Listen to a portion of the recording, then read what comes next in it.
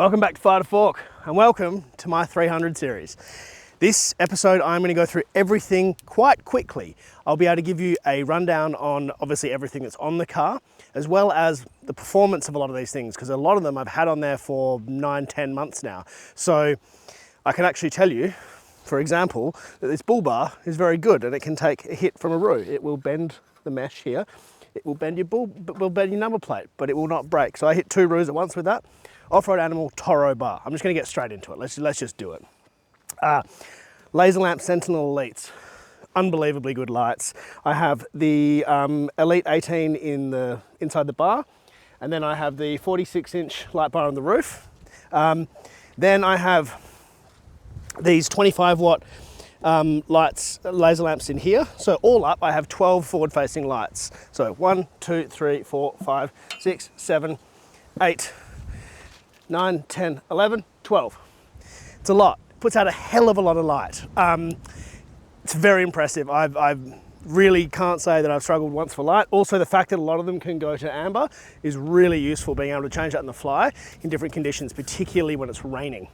Now, Zetify antenna. It is a combination antenna. The reason I wanted this is because I hate having an aerial there, and Kaon, I need you to make a mount for the corner if I want to run 2 aerials, because I do want to try that. So this does Selfie and UHF.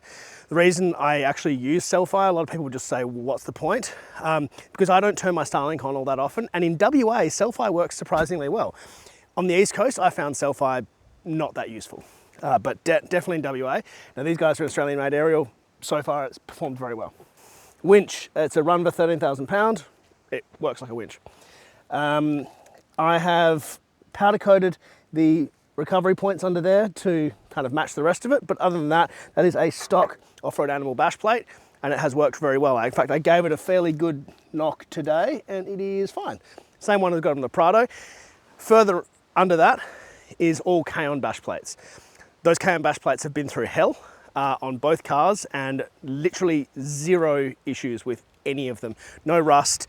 No actual dents, some scratches, but that's what happens when you drag metal across a rock. It is there to get scratched, but it hasn't then rusted, which is always a big issue with these sorts of things. Now also underbody protection. This thing has been ice blasted by Perth Ice Blasting, dry ice blasting, and it has a full IGL coating underneath.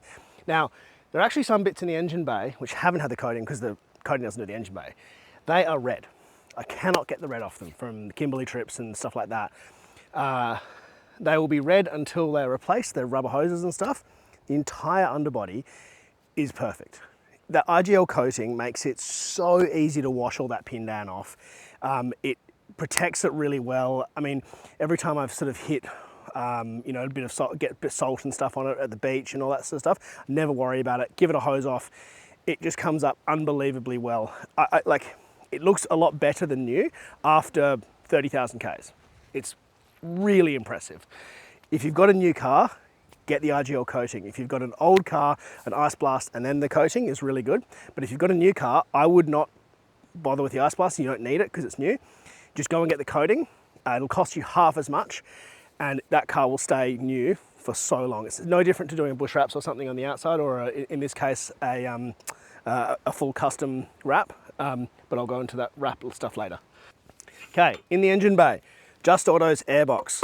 That has been fantastic. The stock airboxes are rubbish, so I have seen very little, or I've seen nothing get through, but yeah, it just works really well and it does fit a stock air filter. I don't think it's as important to use a stock air filter. I'm happy to use like a Donaldson or something. So, but definitely a good aftermarket airbox that actually seals properly is really worth it. Under here we have the extra coolers. So this has a water-to-air intercooler, and we've significantly increased the size of it. So the cooling setup is increased by 55% with Just Autos, and that has been really good. I've seen no bad temperatures on this car ever. It does not have an aftermarket trans cooler because with the Just Autos tune, I can lock it up in every gear. So I drive it in manual when I'm towing, and it stays cool the whole time. I do have an ultra gauge in the car, and I do keep an eye on it, and it's been really good. Just Auto's crossover pipe, if you've driven one of these things, you'll know how much racket there is as they go from one turbo to another. This doesn't do that. It significantly increases the flow and it gives it really, really nice smooth power delivery. To feed it all, 5-inch Moonlight stainless snorkel. I love these things. They can actually put silencers in them if you want them to be a bit quieter, but there's an 8-year-old inside me and that 8-year-old really likes that noise, so it's not going. To let it breathe on the other end, there is a really nice Just Autos exhaust. So it's a 4-inch exhaust. And it makes a good noise. For a 3.3 V6, I think it actually makes a nice throaty noise.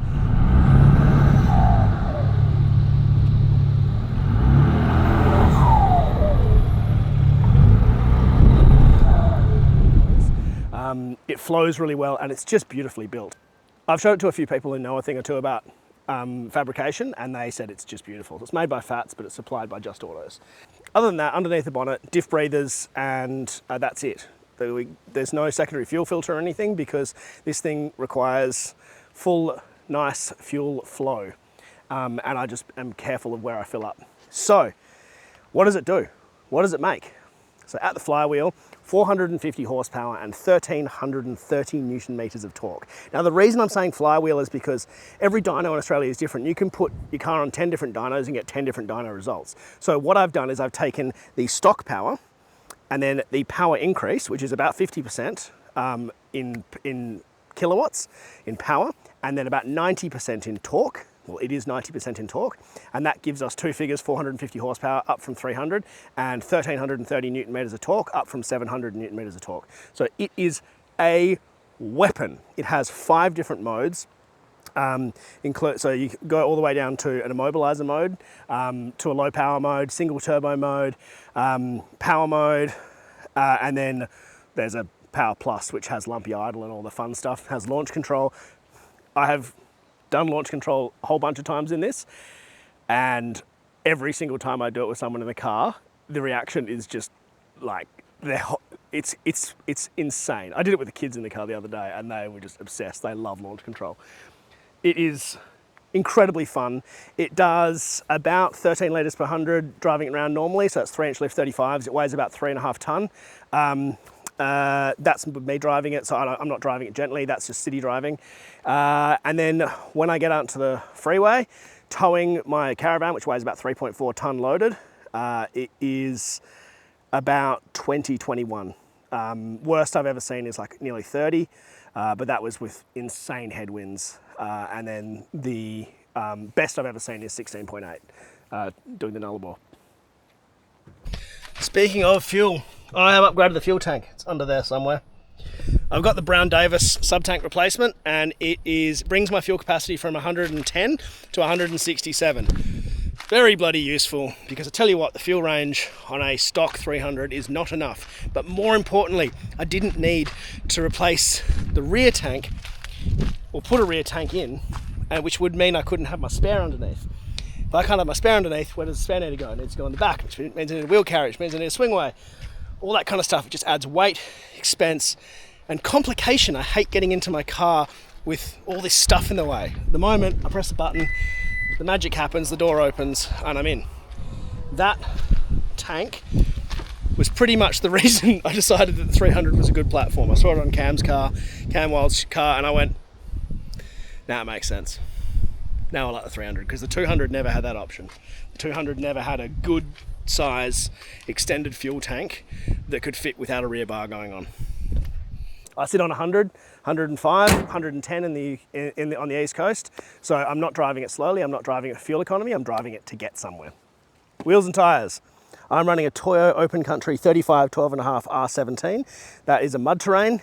I love Toyos. I'm a huge fan. I've run Toyos and Nittos. Are the best tire. Those two different brands are the best tires I've run. I just happened to go for Toyo in this case because I really like the look of them, and I haven't tried the 35 muddies in a Toyo, and I wanted to give them a go, and I love them. I think they're my favorite. No, they are my favorite tires I've ever run. Definitely the toughest tires I've ever run. I've got them wrapped over a Method 703 in bronze. That is a 17 by 8.5 inch rim, 0 offset. That's why it is out. And I love these things because you can run crazy low pressures and still do fun stuff.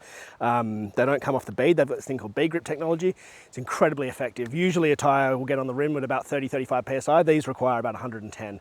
So really, really, really good bit of kit. I've got them on both cars. It's kind of the work uniform for fire to fork vehicles now.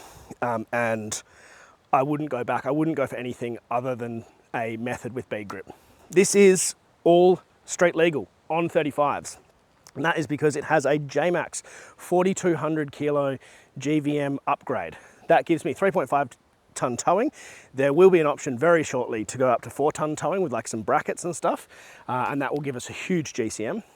So it'll give us an 8200 GCM. But right now it's fully legal on 35s, 3-inch lift, and 4200 GVM. So I had it all weighed, and I was, including the trailer on the back, I had 600 kilos left on my GCM. My GVM, and I had 700 kilos left on my GCM. So just not even close to anything. So I was 7,100 kilos fully loaded with the caravan on the back, full of water, full of everything. That's with 2 guys in it. And yeah, just no dramas at all with anything. Ball weight was perfect, everything was perfect. So that kit also has in-cab adjustment, which I find incredible, and particularly the G-force mode. The G-force mode is this auto sensing, so there's a G-sensor under my seat, and it senses when you're cornering and stuff like that, senses compression and acceleration and things. I find for normal driving, I use it on A, which does actively adjust the suspension when I go around corners left to right. And I have it on L, which is front to back, so it'll adjust the suspension front to back to dampen compression from the trailer. I find when I'm towing, having it on L, unbelievably good. When I have it on A, it's really good for general city driving. So those that I didn't think I'd ever use it on L, but with a trailer, with a caravan in the back, it's really good. Next, MSA mirrors, towing mirrors. I love them. There is one thing though, because they go sideways, when you pull them out, you have to adjust them, and that's fine. With 300 series, particularly this is a GR Sport, if you don't return your little switch back to the middle, it will do this weird thing where you put it in reverse and it will adjust the mirrors down. I don't know how to turn it off, except that you put it back, you have to put the switch back into the middle. Infuriating if you have mirrors that are now sitting sideways from where they were, because it doesn't adjust it down, it just adjusts it to point nowhere, and then it doesn't adjust it back properly. Real pain. Totally solvable, but just for anyone who's going through that issue, if they have this combination, make sure that little dial, the little mirror adjuster dial, is back to the middle.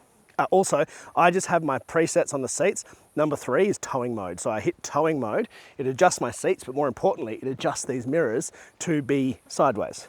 So that's really good, because it does mirrors, steering wheel and seat when you do the presets. On the side, I've gone for fat bars rock sliders. The reason for that is because my mates TJ and Mac beat the absolute bejeebers out of theirs, and they're perfectly fine. Also, I like that they give a lot of coverage under the sills, because man, the rocks absolutely hammer the sills underneath the cars. I remember on my Red 80 series brick, those sills were there was no paint left. It was just completely peppered. Now, the entire thing is wrapped in a matte Expel wrap. So Expel is like a 10-year coverage wrap. I have actually I finally did put a hole in it here. So that's a new panel, and that's a new bit of wrap. But that's only because I hit a stick. It's actually dented it in 2 places. The stick was so heavy, but it didn't impact the paint at all. So yes, you can rip the wrap, but the whole point is that you can get things re-wrapped. So yeah, that was all done by Primal, Primal Detailing, which is across the road from Hunter Mechanical in Kenwick. And Hunter, that's who Hunter uses. They use them, and they use Mad Ink. So it's the same material. Really, really good stuff. I have, if you look at it up close, it is perfect. There are no scratches on this car, and I can tell you it has been down a lot of scratchy stuff. You can see on the snorkel, I actually will have this, I'll probably repowder coat it and definitely get some sort of wrap on it, because the snorkel does have scratches on it. The flares are the ones that come with the J-Max kit, and they are also wrapped. I've gone back to black. I had them white, but when you are a liability like me, you can scratch the flares quite easily. So, and damage them, and they are not cheap. If they are painted white, they end up costing a lot of money. So, Now, speaking of flares and hitting them, I've got extended bump stops on this. I've looked at a whole bunch of different bump stops. The 200 series bump stops were longer. None of them were long enough for zero offset and 35s. It's arguably not a good combination because I don't have as much up travel, but I really like the look of it and it handles really well. It's super stable. So I've got custom bump stops which were made by Moonlight Fabrication, and they work really well. They're very smooth. I don't feel like I'm getting any limitation. That's just how it feels, but it no longer hits the bloody guard, which can cause big issues. Up high, Bush Company 270 max awning. Yes, it is ripped because I went under something that was not as tall as that, and was incorrectly signed. Look, I love them. Got them on both cars. I wouldn't run anything other than a Bush Company. There are awnings that do things better than the Bush Company. I'll absolutely say that in a heartbeat. Some of them with a little poke-up thing, they drain water a bit better, but nothing has the size and the coverage and the ease of this. I just think of all the awnings in the market, this is just the one that covers all the bases the best for me. And it's really, really, really well made. I've been running them since my 80 series. On the side, Terralume lights. These are my camp lights. I'm just going to turn that on. Dual color, really good. These are only about 50 bucks. And I think they're really good value because they're dimmable, different colors, all that kind of stuff. I really like the Terralume lights. I've got them on both cars. I've tried a bunch of different lights. I think the angle's good. I really like being able to control them in the cab, which I'll go into later. But yeah, really, really good lights for camping. I know people say, you know, Ronnie particularly is always banging on, oh, you know, external camp lights are useless. Well, Ronnie, I know for a fact that you used to use your external camp lights when we were finding camp every single time. So I don't think you're as sold as you think you are. Also, magnetic lights don't work on this car. It's aluminium. 300 series are mainly aluminium. My phone's magnetic. I'll see if I can get it to show you. Oh, actually, I'll use a stubby holder. The pillars are metal. Oh, sorry, steel. Doors, not. There was that video a while ago of that 300 burning on the beach and people were saying, oh, they've pulled the doors off. This must have been a, you know, it's a setup. No, they're just aluminium, and aluminium melts a lot lower temperature than steel. So yeah, not magnetic, not magnetic. So it's just the structural stuff that's magnetic. So yeah, magnetic lights are not going to work for me. Oh yeah, front runner roof platform as well. So the front runner, the reason I went for that is because it's really easy to fit stuff to. All you need is an M8 bolt and nut. So you can just go to the hardware store and get all the stuff. I find a lot of the other racks have these proprietary fittings and they're a real pain. So you can just go and get stainless steel nuts and bolts from Bunnings. Cost absolutely bugger all. I also really like the strength of them. The lateral slats I find work a lot better for loading heavy stuff like boats, and like I did the gib with a boat and an outboard on the roof. I load firewood up there a lot, all that kind of stuff. I find the lateral slats bend a lot less. You can put a lot more weight on them. Not that you're supposed to go over. I mean, they don't actually give you a roof load rating, but I'm going to just take a leaf out of the 200 series book and call it 250 kilos. But it means that you can load heavy stuff in one little spot. And in my case, what I do a lot of is loading a ton of firewood up there and then driving a very short distance. So yeah, I definitely have put more on it than it's supposed to have on both cars, and it's never been an issue. Now, what I will say about the lateral slats is they can make more wind noise. So the best way to get rid of that is put a solar panel at the front. So that's what I've done. And with the solar panel at the front, I find that there's a lot less wind noise than even the ones with the longitudinal slat for strength and a solar panel, which is really, really good. Now, also on the roof, I've got Max Tracks. So I've got the Max Tracks Extremes up there with the long pins. Make sure you get the long pins if you get Extremes.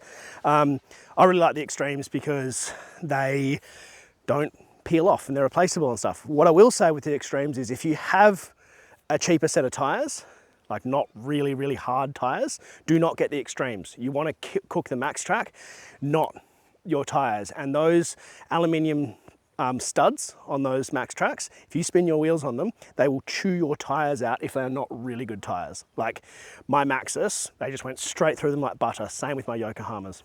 I've also got an EnerDrive 190 watt solar panel up there. Tell you what, I'll never have a car again that doesn't have a permanently roof mounted solar panel. It's just the most useful thing ever. I never have to worry about power. I constantly run the drawer fridge in there. I never turn it off, and it's always charged. It gets about 10, 12 amps on average. Okay, in the back, we have got a set of Explore off-road drawers. So these are Hunter Mechanical's drawers. Hunter Mechanical, by the way, have done all of the work on this car, except for the dry ice blasting and the wrap. Every single thing, every nut and bolt has been done by Hunter Mechanical. That's why I use them, because they are a one-stop shop where I can go back and I can get them to fix anything because they know the car. Yeah, I've been working with them for quite a long time now, and yeah, really good. Really good. A bunch of people I know have now had their cars built by them and are really, really happy. Okay, so I've got a single drawer. Then over here, this used to be a table, but I got them to flip it and then put a lid on it. And that gives me storage inside there. So that's got, you know, zip ties and some cables and a trailer adapter and whatnot. Roll of gaffer tape, really useful storage. And then the stainless top means I can put hot stuff on it. So I'm sure you would have seen in the other episodes, I've done the induction cooker and stuff on this when I'm traveling, and it's really, really useful for that. So I just use a cheap induction cooker because it does have a 2600 watt EnerDrive inverter in it, a 200 amp hour EnerDrive battery underneath the drawers, all built in neatly. And that is all connected up to a 40 amp EnerDrive charger, which is DC-DC and solar. And then I've got another 40 amp AC charger, which I have to say I've barely used because the solar is so good and this fridge is so efficient. But I have used it. And when I've used it, I've been very appreciative, but because there's just no way of AC charging these things. So sometimes you just do need shore power. So underneath the drawers, as I said, 200 amp hour battery. You've got it all hooked up to the Switch Pros system. So I've got a controller for that in the front, controller in the back, and I can control it from my phone as well. So that was all wired up by Hunter. It is also under there is an ARB twin brushless compressor, which I have to say, I really don't like the sound of. They're a very fast compressor, they're great, but there's just something about the resonance of the noise that I'm not into. I prefer the noise of the old one, and that is such a stupid complaint, but it's just what I think. The other thing is, I've never ever had the old one get hot. This one I've had the alarm go off, and I've had it drop down to one cylinder before. So after about 6 tires, because I've obviously got 8, you got 4 in the car and then 4 in the trailer. I have had it overheat and get hot. So it's still overall, I would say, definitely for the first 4 tires, way faster than the old ARB twin. But for 8 tires, I don't know, maybe the old ARB twin's faster. It just seems to have a better the old one just seems to have better cooling. Anyway, is what it is. I've also got it all hooked up to this Airbag Man system. Wait for that. Now, I don't know of another GVM upgrade system that comes with airbags as standard, but I think it's mad that people would ever do a GVM upgrade without airbags, because my car drives really well on the road with drawers in it and fridge and stuff, with 5 PSI on the airbags, basically nothing, just enough to keep them in shape. Then when I hook the trailer on, it would drive pretty badly if I didn't have airbags. I put about 20 or 30 PSI in the bags. If I'm really, really loaded, with 150 litre water bladder and stuff, I'll put up to 40 PSI in there. And that makes it drive 10 times better. All the geometry's right, it all just sits right. Wagons with saggy bums, towing trailers are one of my pet hates, and this certainly does not suffer from that. So yeah, I think it's absolutely mad to not have airbags in any car that is towing big stuff. Look, if you're not towing, fine. Then you get the right springs. But if you are towing, yeah, you want it to be driving right empty, and you want it to be driving right with, an extra 300 kilos on your rear axle. The other thing that J-Max does is they put in a new rear axle. So this goes from an 1850 kilo rear axle load to a 2,800 kilo rear axle load. So it's the only GVM upgrade I know of that does both the airbags and the replacement rear diff, and I just think those two things are really what makes it. And yeah, look, don't get me wrong, it's not a cheap setup, but it is the only one that I think is completely, properly thought out. Back two drawers and stuff. Up here I've got a little light which does amber or white. Very useful, very neat. I've also got my air compressor hooked up to a hose reel like I do in the Prado. It's just a J-Flex one from Bunnings, and really, really like that. I tried it with the normal hose and I just got annoyed, and I went, no, I got to go back to the hose reel. It's so convenient. I've got the K-On cargo barrier, K-On molly panels. What I will say is, now that I don't have a dog anymore, I think I should get a K-On cargo shelf. I do find there's too much stuff on one level, and I think some storage up there would make it really useful, because there's just kind of always a few things just banging around in here, like my first aid kit and stuff. And I think being able to chuck some stuff up there would be super useful. It's all through a Cymarine screen here. Look, it's just information there. You don't actually control anything, but yeah, it is useful. It's a nice display. Although I do find myself a lot of the time just using the EnerDrive app to check the battery voltage. Evercool 40 litre drawer fridge. I mean, I don't know what to say about it. I think they're the best fridges for wagons. They don't need a slide. They take up hardly any room. They look really good in there. 40 litres is a hell of a lot of space.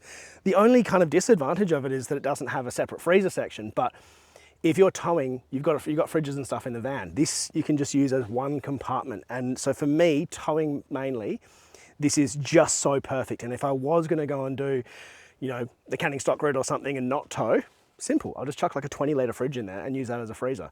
But in general, as a permanent everyday fridge, I can't think of one I prefer over the 40 litre, and this is an Australian made, good quality one as well. It also takes magnetic stuff. Now, speaking of what's in that fridge, I'm gonna just show you something quickly.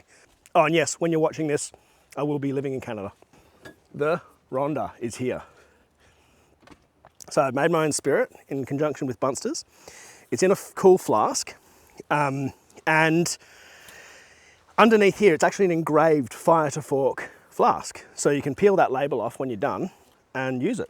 But the way you have it is you get, it's a coffee ginger liqueur. But more than anything it's an insane pick-me-up. It's not that it's like crazy caffeinated or anything. There's just something about the combination of the ginger and coffee in there, cold brew coffee. You put about 50 mils in because it's only about 13% alcohol, 21% alcohol, sorry. So it's about half of a normal spirit. So you put a double shot in there, bit of soda water, or if you like sweet things, you can do it with lemonade, but I personally think this is a really good combo. So about a cup of soda water to 50 mils of Ronda. That, you won't find a better afternoon pick-me-up at camp, unless you hate coffee, in which case don't buy this if you hate coffee. Help me, Ronda, help me, Ronda. Anyway. Now, also with this fridge, some drawer companies don't design their drawers properly for these. They need ventilation at the back. So this has ventilation at the side and the back. I've never had an issue with this staying cold. In fact, I've run it as a freezer right down its lowest setting. I don't think it went above -14. And I ran that for ages and it was just zero issues. But I have seen drawer companies just put them in a sealed box with no ventilation. So if you are having drawers made for yourself, make sure they vent the fridge properly. For my water supply, I've got an on-tap Jerry. It's the older one. I wish I had the new one. The new one looks really good. It works well. I've said it before, I wish it had a pressure pump. I believe the new one does. I'm probably gonna go and get one of the new ones because it's really cool. Now, this big old thing, the Gen Y hitch, Jenny hitch, whatever you want to call it. This is the 4,000 kilo one, which is designed for a 400 kilo ball weight. Now that is maximum. It's actually designed for 250 to 400. And I find that my ball weight in the van is about 300 kilos and it's perfect, absolutely perfect. You can really see it working when you're driving along the beach or just anywhere. And I've really noticed that when I do hit like a bit of a washout or something, I don't get that big jolt through the car. So it's definitely very forgiving. I think particularly on leaf spring vehicles and like trucks, like really for trucks, I think these things are essential. This is probably the vehicle it's the least required for, but I have towed with and without it, and I really do notice a difference. I will say though, took me a couple of days to get used to it because I was used to a more direct feedback, and I was correcting for the suspension in it. And then once I stopped doing that, I realized, actually, no, this thing's going to self-correct really quickly and a lot better than I can. And once I figured that out and figured out how to drive with it, it's been brilliant. Also, I really like the fact that I can do stuff like run a bike rack in here. I've got one of those ISI folding bike racks and tow my caravan at the same time.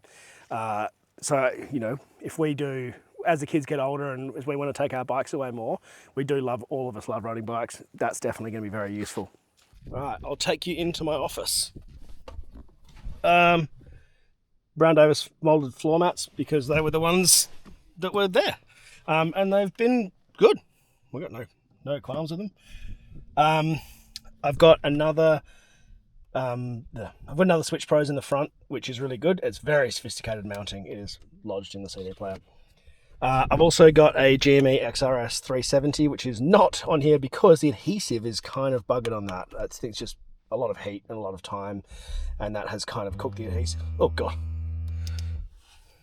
Kind of cooked the adhesive, and that's fine. I'm going to get the new adhesive pad is like $3.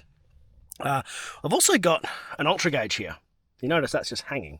That's because also the adhesive doesn't stick to Toyotas. I don't know what the key is to getting things to stick to Toyota dashes, but if someone can tell me in the comments, I would love to know, because every single brand who has adhesive pads, they seem to fail, and I really hate screwing holes into a nice dashboard.